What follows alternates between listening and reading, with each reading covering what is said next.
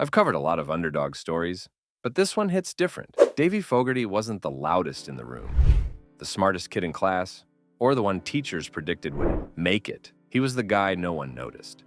The kid at the back who felt invisible, not out of rebellion, but because he genuinely believed success was meant for someone else. And then came the moment, some random parent-teacher meeting, where a voice basically told him, "You're not going to make it. Not because you can't, but because you won't." That line burned, not in a rage posted on your wall kind of way, but in that quiet, permanent way that shifts your identity. Something in him snapped, not violently, not outwardly, but deeply. He didn't make noise, he made choices, books instead of distractions. I think the main thing, I covered it on Gym instead of excuses. Every tiny decision became a step away from that invisible version of himself. This wasn't about proving them wrong. It was about seeing if he could become someone he actually respected. The Davie who once felt like a write-off, that guy was quietly getting dangerous, and he was just getting started. What came next wasn't some clean motivational montage. It was chaos. Davie didn't suddenly become a genius entrepreneur. He just said yes to the mess. He tried everything. Fitness coaching, Instagram shoutouts, niche pages, follower flipping, you name it. He tested it, not because it was sexy, but because he was addicted to momentum. At one point, brands were sending him supplements for reviews, and he started getting paid to grow other people's pages. For a while, it looked like he had cracked the formula: steady income, steady grind. But just as things were clicking, the floor disappeared. One business scam wiped out $40,000, gone overnight. It's easy to say bounce back, but unless you've been scammed, you don't understand the psychological toll. Doubt creeps in. Your wins feel fake. That confidence you built, it shatters. But Davie didn't crumble. He didn't run for comfort. He ran into more risk. A Vietnamese roll shop with a friend, real lease, real pressure. And again, it tanked. The foot traffic wasn't there. The stress piled up. The dream looked like it was dying again. And yet, he stayed in the game. That's the thing about Davie. He doesn't panic, he pivots. When most would have quit, he asked the better question. What did I learn? Not what did I lose, but what did I gain? The breakthrough didn't come with fanfare.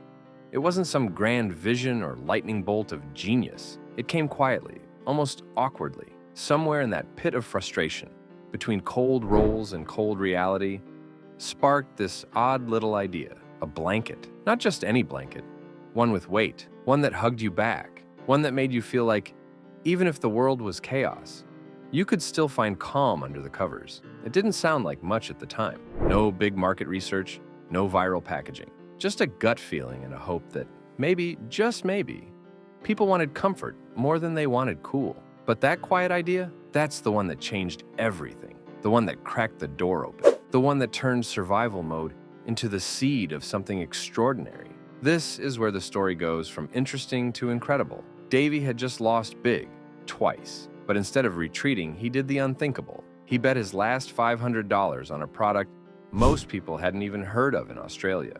A weighted blanket. No investors, no team. Just a hunch and some late-night Googling. And instead of buying inventory, he hacked it.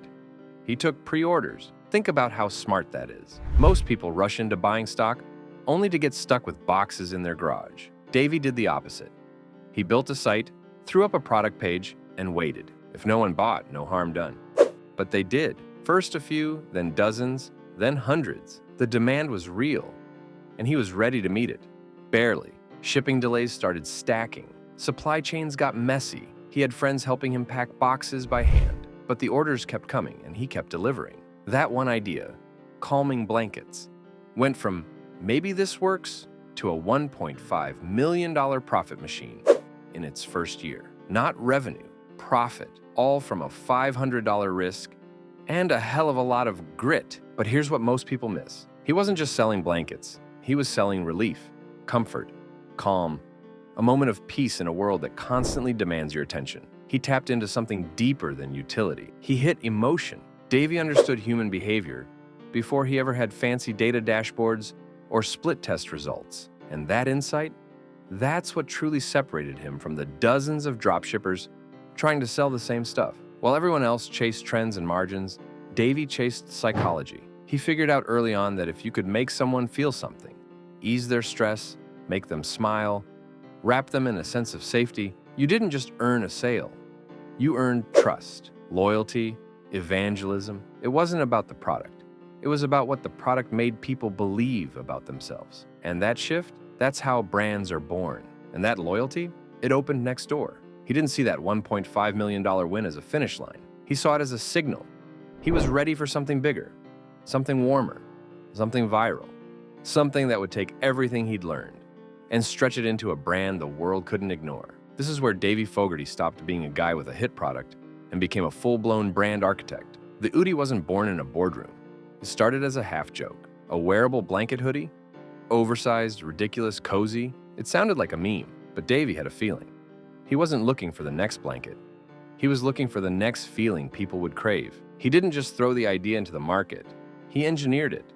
He took everything he learned from calming blankets, every email test, every shipping headache, every ad strategy, and poured it into the Oodie. He crafted the product to be absurdly huggable. Then he surrounded it with something most people underestimate: social proof.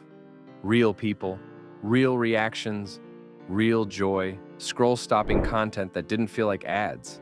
It felt like people loving life. The marketing wasn't clever. It was honest. It was visual. Friends wrapped in hoodies, laughing on couches, TikToks that felt like sleepovers. Davie wasn't trying to go viral. He was building something viral on purpose. He scaled it lean, automated the supply chain, expanded the team, built systems that worked while he slept. And the result?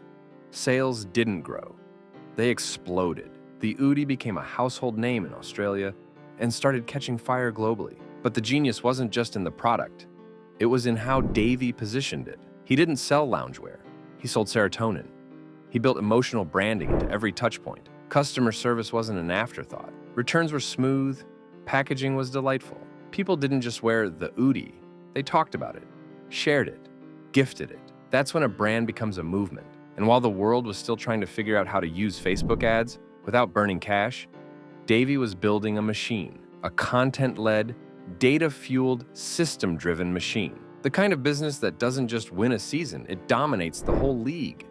And the Oodie, that was just his opening play. By the time the Oodie became a full-blown sensation, most people would have called it a day. Enjoy the millions, ride the wave, post a few success stories on LinkedIn, and chill. But Davie wasn't wired like that. He didn't build the Oodie just to have a win. He built it to prove he understood something deeper about how people buy, how brands move, and how systems scale. And once he cracked that code, he started building an entire universe around it. What came next was a quiet blitz. New brands, new niches, but always with the same engine under the hood. Calming blankets had already proven the model. The Oodie took it global. Then came pup naps for pets, furniture brands, sleepwear. Every launch had precision. Each one felt fun and fresh on the surface, but underneath, every brand was running on a playbook built to scale. Customer experience, performance marketing, logistics, feedback loops. The pieces clicked like a Rolex. Davie wasn't throwing darts. He was playing chess with himself, launching new brands like he was moving pawns into queens. His team didn't get bloated with corporate fluff. It stayed lean, agile, scrappy. Creative thinkers, system builders, growth hackers. People who didn't just understand the internet, they understood people. That's what made his empire different.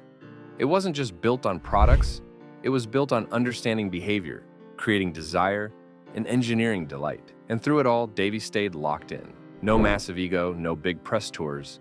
He let the brands speak. While other entrepreneurs chased hype, Davie scaled trust, and that trust showed up in numbers. By his late 20s, he was managing a brand portfolio doing over $500 million in sales. Not VC-backed, not celebrity-endorsed, just built from scratch. Off-grit, data, and relentless execution. But what really hits is how much of that old Davie, the quiet one, the underestimated one, still shows up. You can see it in how he talks about failure, about process, about staying curious. Because the empire he's building, it's not loud, it's not flashy, it's built to last. Looking at where Davie is now, it's tempting to get distracted by the headline numbers. $500 million in brand sales, a team launching product after product with military precision, viral campaigns lighting up news feeds. But that's not the part that sticks with me. The part that stays, what really gets under your skin in the best way, is how he treated every failure like a brick, something to build with, not something to bury him. He didn't flinch when the scams hit. He didn't crumble when the roll shot flatlined.